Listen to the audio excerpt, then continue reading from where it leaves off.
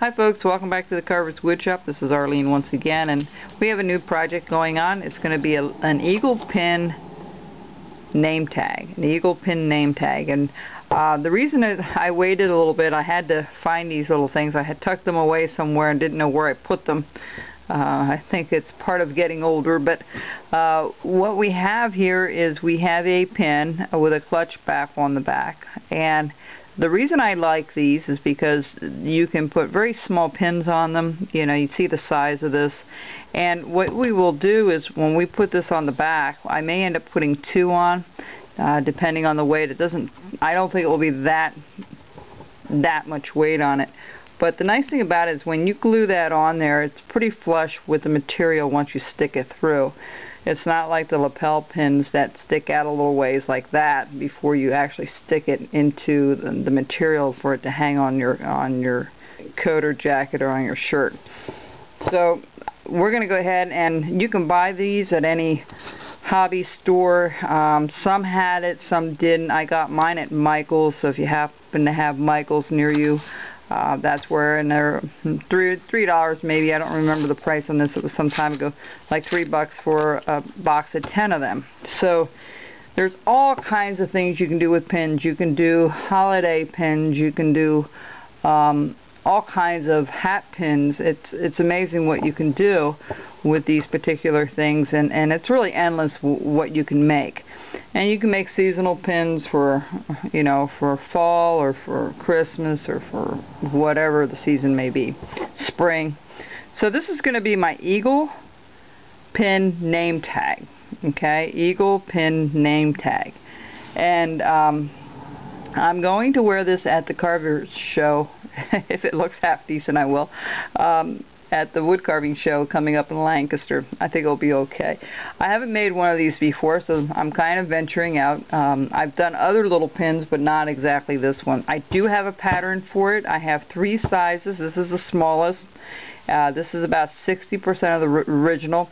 The nice thing about this pattern, if you want to make it bigger, you can put a house number on it or something else. I also have it that it's draped down to here. Okay, that's the actual name tag, is right in here. And what we're going to do is we're going to drape an American flag around the outside. Okay, that's how we're going to do it. So and my original one was I had it cut off here, but I like to have it wrapped around like it's going around through the back. We're only going to do one side, of course, and if you have to be very careful up here because it's very delicate here because the grain is running, and I'll show you how it's running. It's running this way, okay, up and down. It's running this way. So you want to be very careful when you carve this that you take your time with it.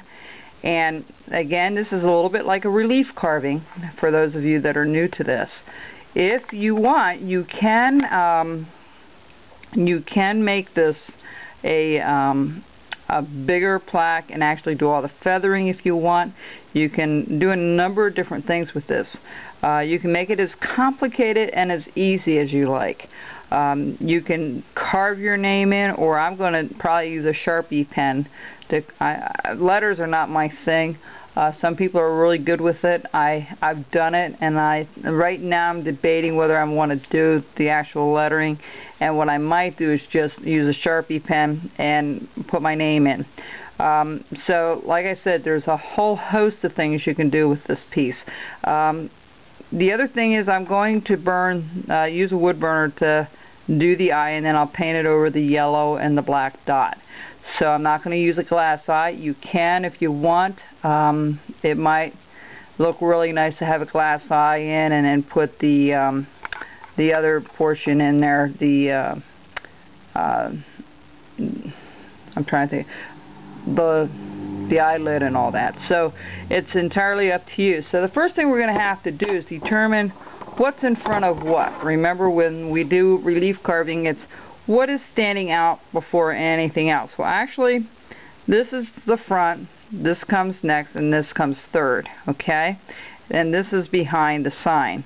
or the name tag itself. So the first couple of things you're going to have to do is you're going to have to cut, and I'm going to bring this up closer hopefully so you can see it. Make sure you have your glove on, because this is really tiny and small, and I'm going to do all this with a knife, okay? Alright, so we're going to slice that portion out. I'm going to try to get it as focused as I can so you folks can watch. Alright, we're going to just cut this portion out first.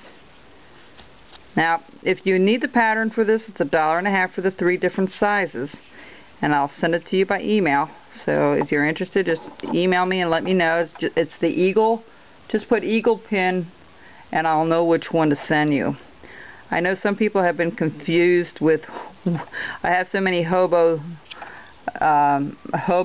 Santas and hobo snowman. Just make sure you use the whole title when you use the hobo stuff, because then I'll know exactly which one you need.